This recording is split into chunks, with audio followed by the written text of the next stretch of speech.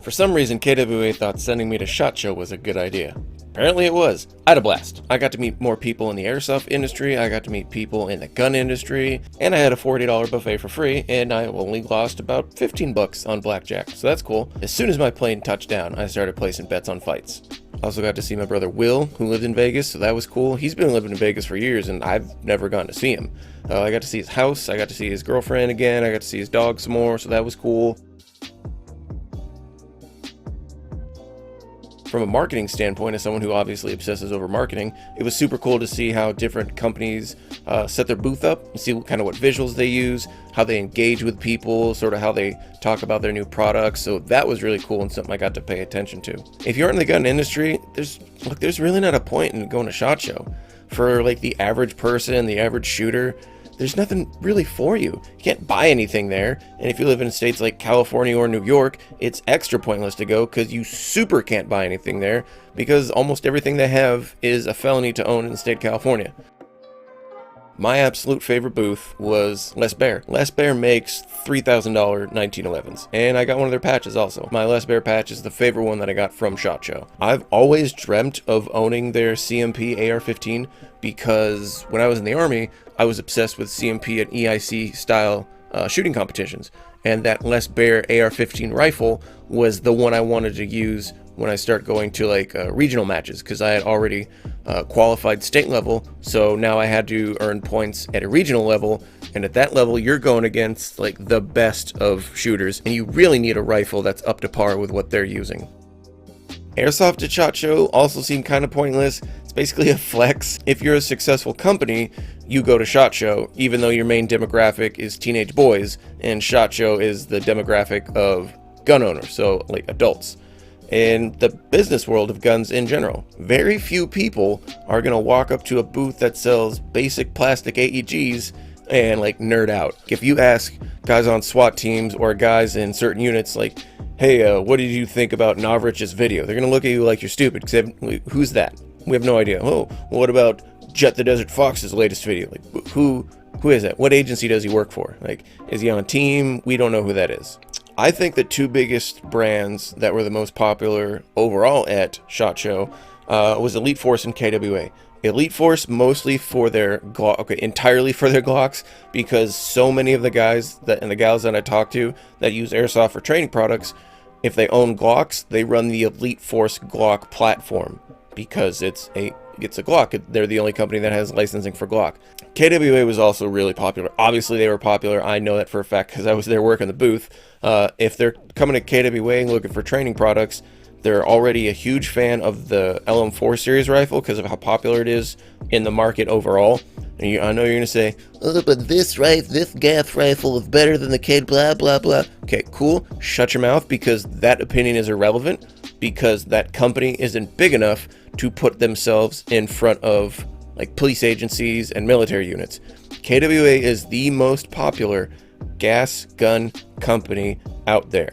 I'm not going to argue what gun is or is not better than, this gas rifle is more efficient than blah blah blah. No one cares about your stupid airsoft gun argument.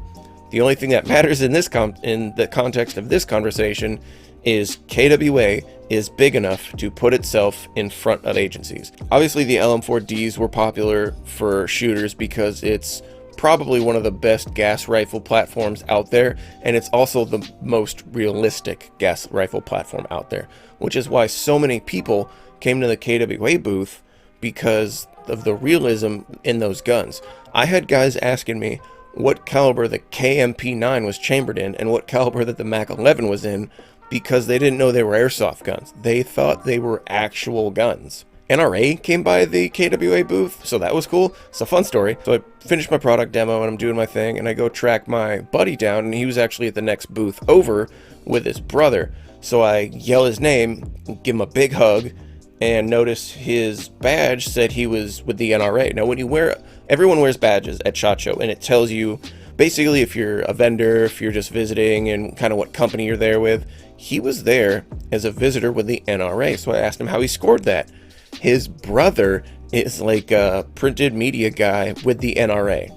So I pulled them to the KWA booth and got to connect. Everyone exchanged business cards. I don't know if anything's going to come out of that, but I got the NRA to walk into the KWA booth and say, hey, this is pretty cool. We'd like to maybe do some stuff with you. Finally meeting Roy from SpeedQB was super cool, because so I've been actively talking to him back and forth for maybe the better part of a year or so, maybe a little bit longer, but it's always been through text message or through maybe a DM or an email or a phone call.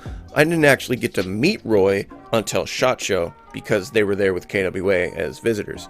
I also got to sit down with Dylan, or Demo, as everyone knows him, who's a super chill guy. The way he is on his videos, always very cool, calm, and relaxed. That's actually how he is. He doesn't have a character and then he's another person when the cameras are off. What you see is what you get, which is why I'm a big fan of his. So I got to pick his brain for some different, growth things that SpeedQB's doing, and his ideas on, what do you think of this, what do you think of that, and it was just really fun to sit down and have dinner with him and just kind of be dudes, which was super cool. Would I have ever gone to SHOT Show on my own? No, never. I'm telling you, I would have never gone. As a shooter, as a guy, who has been involved with guns and shooting, army, police, blah, blah, blah, blah, blah, I would have never gone to SHOT Show, because there would have been no benefit. For what it costs to get there, I don't get anything out of it, so there's no point. Not even as a guy who's sort of into the firearms business as a firearms trainer would I have gone. But if KWA wants to keep sending me, I'm going to keep going. I've run out of cool things to say, so here's just some random B-roll footage of love you.